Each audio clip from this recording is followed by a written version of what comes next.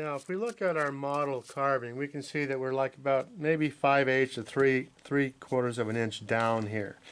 And that's kind of our target, our invisible target that we can measure by looking at the distance that we're cutting down into this.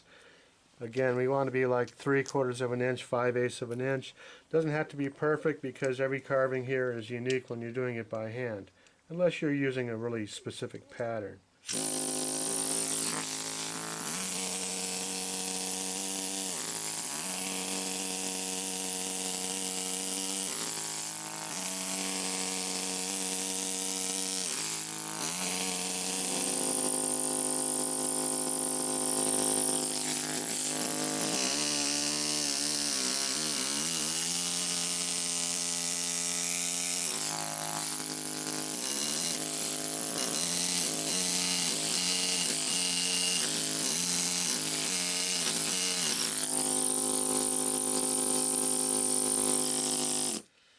Okay, now I don't usually use my hands to brush the stone dust off, but since we're trying to sort of have a dust-free environment so we can get this on film, that's the reason I'm doing it. Usually a small brush, or you can blow the debris off with this little air hole that comes out of the tool.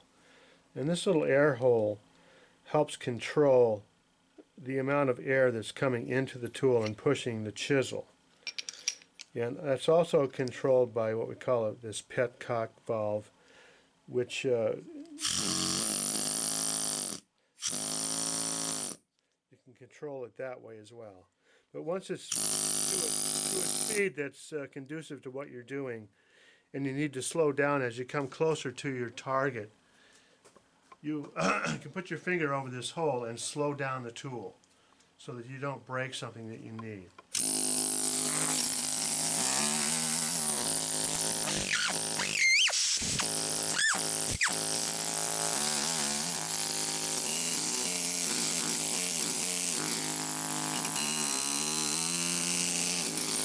Okay, a couple of things we want to define before we really get going on the leaves is this center portion here.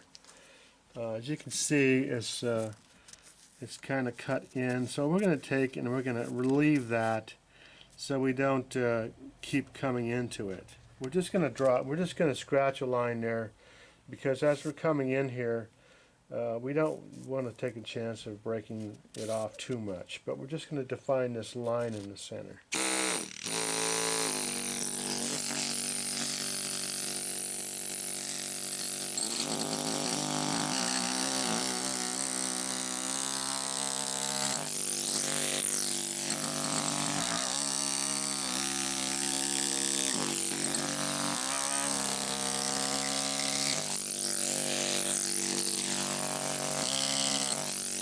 That's basically it, and now I want to explain how we do the inside here. This tool, as you can see, has a shape to it, and this shape is pretty close to what we want.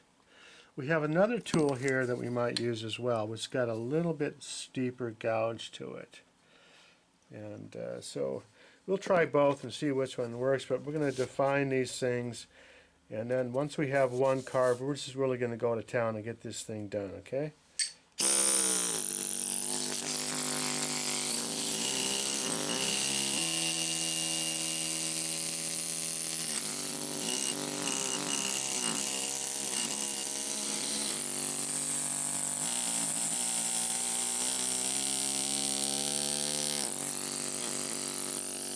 Now, as I talked about before, when I'm coming in here on this more delicate line, I'm choking the tool a little bit with this little air valve on the side.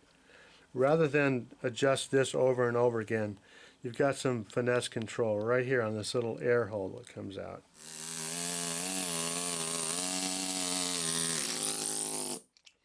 Now, depending upon the slope of this, now you can see on this carving, it's got a slope that kind of comes out a little bit. It's not really steep, but if we want to make it steeper, as we get closer to our line, and we start out like this, and every time we make a pass we're cutting deeper, and then if we want to make it this steeper like it is here, then we just turn our tool into that until it becomes more flat. In other words, we're going to start like this, and as we get closer to the line we want, which is this one right here, we bring our tool steeper. Every time, we're just taking a little bit off at a time. You can only take a little bit off at a time. We're chipping away the stone, chip by chip. And so that's how that works.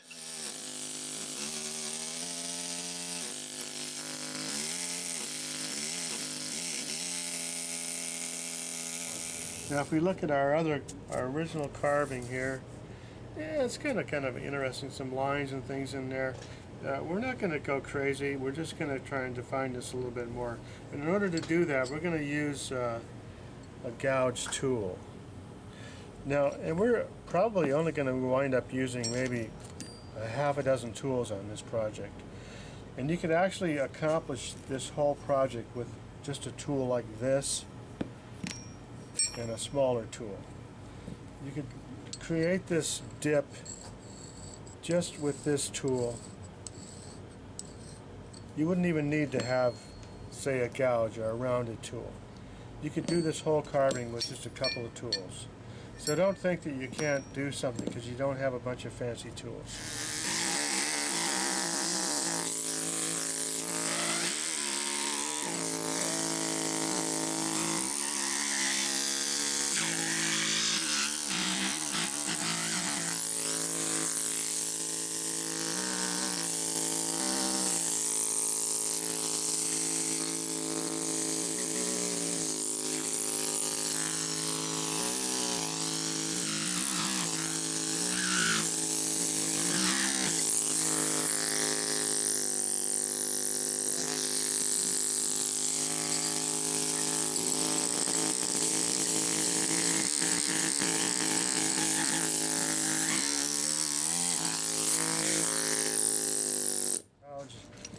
And we're just going to turn it by hand.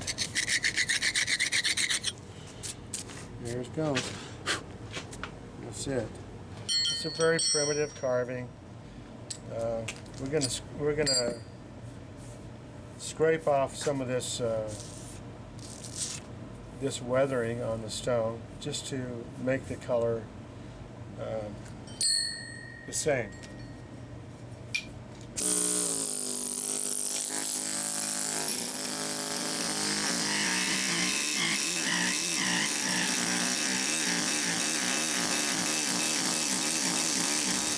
Now what I just did here was remove the skin on this stone. Now if you leave stone outside it, and I think my catechist talked about this, the longer stone is out of the quarry, the harder it gets. And when it's out in the weather, it gets a skin on it, and the skin gets real hard.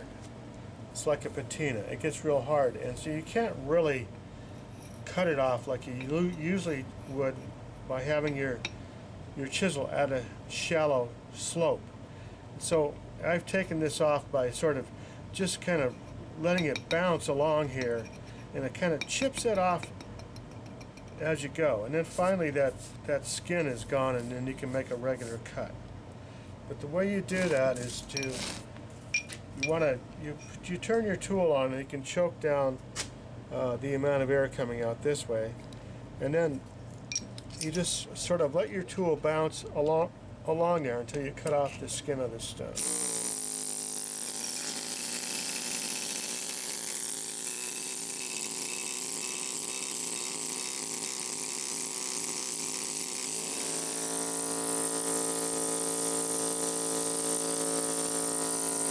Okay, we're pretty much done with this. It didn't take very long.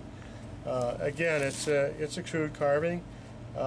We made it to sort of create a mate for this one, and these could be incorporated into a masonry wall, or just sat on a bookshelf with some pads on it, as this one has been for quite a few years. We're just going to do a little bit of sanding on this because I don't want to get my tool off on the edge here and break a tip off. Not that it would be the end of the world, but just got a piece of sandpaper on a wood block, and we're going to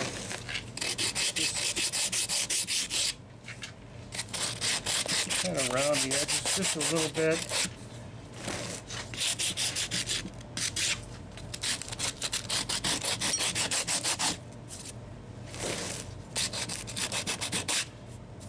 That's it.